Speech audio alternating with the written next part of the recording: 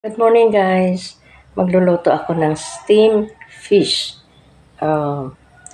My own version na pagluto ng steamed fish.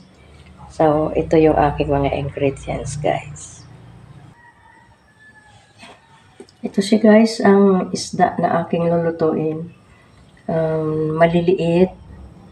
Yan. Hindi ko tinanggalan siya ng ulo kasi baka bawal na ipakita.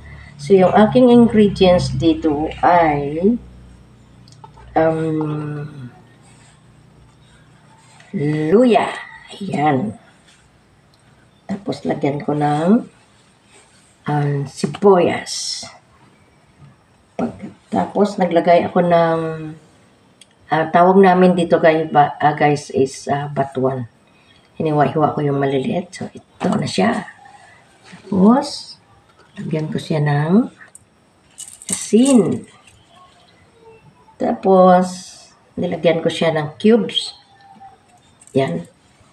Para, siya, magkalasa. O, diba? Tapos, lalagyan ko siya ng toyo.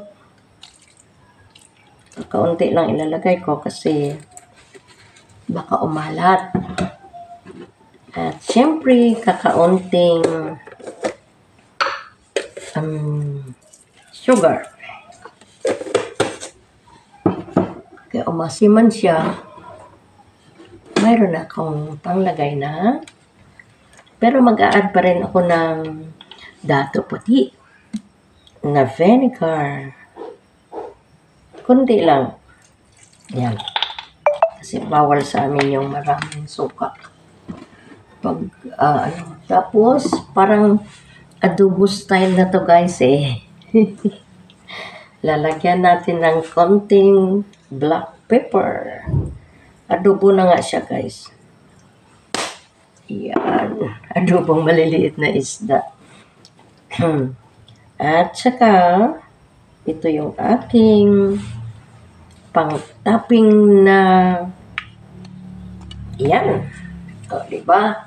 Pang-topping ko yan yung chilling, yung finger chili na chili. I don't know. Ito na siya guys. Kompleto na yung aking pang sahog. Lulutuin ko na siya. Pinaka-last ko pala na ilalagay dito ay yung oil. Tapos yung ginagamit kong oil ay canola oil. Tingnan natin mamaya guys pag naluto na. Kalimutan ko pala guys maglagay ng aking bawang. Ayan, bawang. Ito na siya guys, oh. Ang aking nilutong steamed fish. Tapos yung last na ilalagay ko ay oil. Para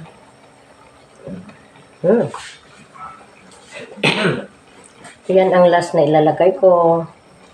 Yan. Tapos medyo patuyo-tuyuin ko muna siya para masarap yung kanyang lasa. O di ba guys, luto na yung aking steamed fish or inadobong maliliit na isda.